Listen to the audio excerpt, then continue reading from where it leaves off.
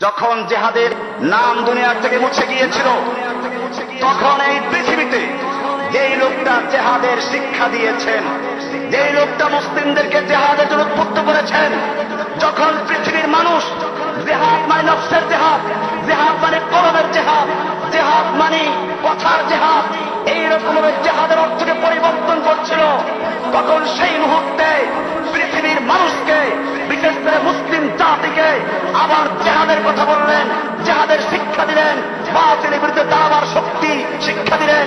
এই ছিল তার অপরাধ। কোরআন বলছে ওয়ামা নাকামু মিনহুম ইল্লা আন ইউমিনু বিল্লাহিল আজিজিল হামিদ। সূরা বুরুজে আছে যে কুফাররা, তাদের থেকে প্রতিশোধ নেওয়ার অন্য কোনো কারণ নেই, শুধু একটাই কারণ যে তারা এক আল্লাহর উপর ঈমান এনেছে, এক আল্লাহ ছাড়া অন্য কাউকে ভয় করে না, এক আল্লাহর বিধান কায়েমের জন্য লড়াই করে, এক আল্লাহর বিধান কায়েমের জন্য জিহাদ করে, একমাত্র সেই অপরাধী তাদের থেকে প্রতিশোধ নেওয়া হচ্ছে। কোরআনুল কারীমে সূরা হজের 40 নম্বরে বলা হয়েছে আল্লাযীনা উখরিজু মিন দিয়ারিহিম বিগাইরি হাক্কিন, ওই সমস্ত মানুষেরা যাদেরকে তাদের ঘর বাড়ি থেকে, তাদের জনপদ থেকে বের করে দেওয়া হয়েছে, অথচ অপরাধ কি ছিল? আল্লাহ বলছেন ইল্লা আন ইয়াকুলু রাব্বুনাল্লাহ, তাদের একমাত্র অপরাধ ছিল তারা বলে আমাদের রব একমাত্র আল্লাহ। এই অপরাধের কারণে আফগানিস্তানের উপর হামলা করলো, এই অপরাধের কারণে আপনারা জানেন, অনেকে মনে করতে পারে যে এই একটা লোকের জন্য এত বিপদ। আপনারা মনে করবেন না যে এটার কারণে হামলা, এটা একটা অজুহাত তালাশ করেছে তারা। নতুবা আমেরিকা ইরাকে হামলা করেছিল কিসের জন্য? ইরাকে তো আল কায়দা ছিল না, ইরাকে তো ওসামা বিন লাদেন ছিল না। কেন হামলা করলো? বলা হয়েছিল বিপুল বিধ্বংসী অস্ত্র রয়েছে। কোথায় গেল সে অস্ত্র? কেন পাইল না সে অস্ত্র? বোঝা গেল একটা চক্রান্ত ছিল মুসলিম বিশ্বকে ধ্বংস করার জন্য। ইহুদি খ্রিস্টানদের যে নতুন চক্রান্ত, তার অংশ হিসেবে তারা আফগানিস্তান হামলা করেছে, ইরাকে হামলা করেছে, ফিলিস্তিন দখল করেছে। এরকম এখন বর্তমানে গোটা মুসলিম দেশগুলোতে বিভিন্ন বিশৃঙ্খলা সৃষ্টি করছে একমাত্র একটা সন্ত্রাসী কারণে, তা হচ্ছে একমাত্র আমেরিকা। বসে আওয়াজ করবেন না, কথা শুনবেন, শুরু আওয়াজ করবেন ময়দানে গিয়ে। ভাইরা আমার, যে কথা বলছিলাম, আল্লাহ সুবহানাহু ওয়া তাআলা যেই সময় কোরআনের আল্লাহর বিধানগুলো বাতিল হয়ে যাচ্ছিল, যেই সময় জেহাদের বিধান বাতিল হয়ে যাচ্ছিল, জেহাদ নিয়ে যখন কথা বলা অপরাধ বলা হচ্ছিল, তখন এক ব্যক্তি এই জেহাদের আওয়াজকে আবার পৃথিবীর মানুষকে শিখিয়েছে। এটাই ছিল তার অপরাধ। মনে রাখবেন, জেহাদ কিয়ামত পর্যন্ত থাকবে।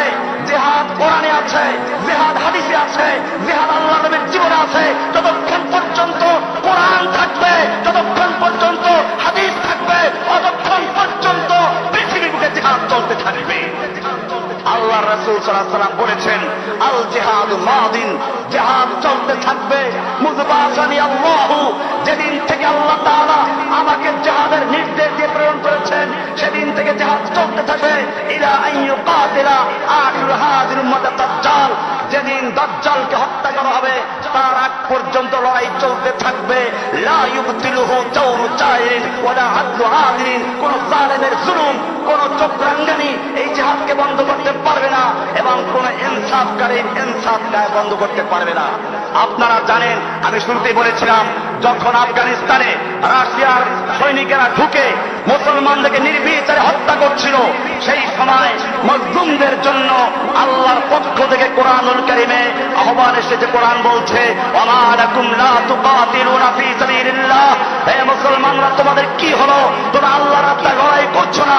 ওই সমস্ত লোকদের জন্য ওয়াল মুস্তাদআফিনা মিনার রিজালি ওয়ান নিসাই ওয়াল বিলদান, ওই সমস্ত অসহায় দুর্বল পুরুষদের জন্য, নারীদের জন্য, শিশুদের জন্য, যারা ফরিয়াদ করে বলছে রব্বানা আখরিজনা মিন হাযিহিল ক্বরিয়াতিজ যালিমি আহলুহা, ও আমাদের রব, আমাদেরকে জালেম দূষিত জনপদ থেকে রক্ষা করো। ওয়াজআল লানা মিন লাদুনকা ওয়ালিয়া, আমাদেরকে বাঁচাবার জন্য তোমার পক্ষ থেকে একজন অভিভাবক, একজন নেতা, একজন ওলি দাও। ওয়াজআল লানা মিন লাদুনকা নাসীরা, আমাদেরকে তোমার পক্ষ থেকে একজন সাহায্য দাও, সাহায্যকারী দাও। এই যে ওলি, এই যে নাসিরের জন্য আবেদন আসছিল সারা পৃথিবী থেকে, সেই মুহূর্তে যখন সমস্ত মানুষ ঘুমিয়েছিল, তখন একটা মানুষ আল্লাহর আয়াতকে স্মরণ করে আল্লাহর আহ্বানে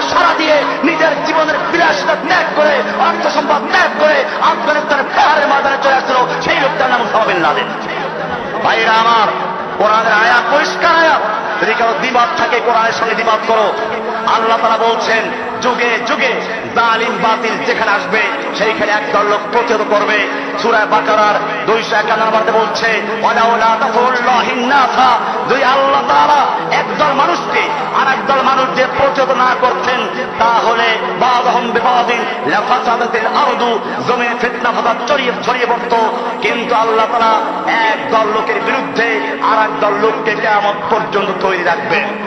এই জিহাদ করার জন্যই, এই ফরজে আইন পূরণ করার জন্য, আদায় করার জন্যই আমরা যেমন মসজিদে ছুটে আসি হাইয়া আলাস সালার সঙ্গে সঙ্গে, ঠিক তেমনি ভাবে একদল মুজাহিদ আরব থেকে আফগানিস্তানে ছুটে এসেছিল।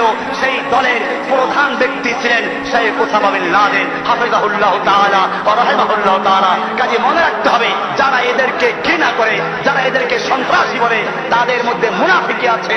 আল্লাহর রাসূল সাল্লাল্লাহু আলাইহি ওয়াসাল্লাম হযরত আলী সম্পর্কে বলেছিলেন, আলী তোমাকে মুহাব্বত করবে যারা তারাই মুমিন, আর ওয়ালা লা ইউহিব্বুহু ইল্লা মুমিন ওয়ালা ইউবগিদুহু ইল্লা মুনাফিক।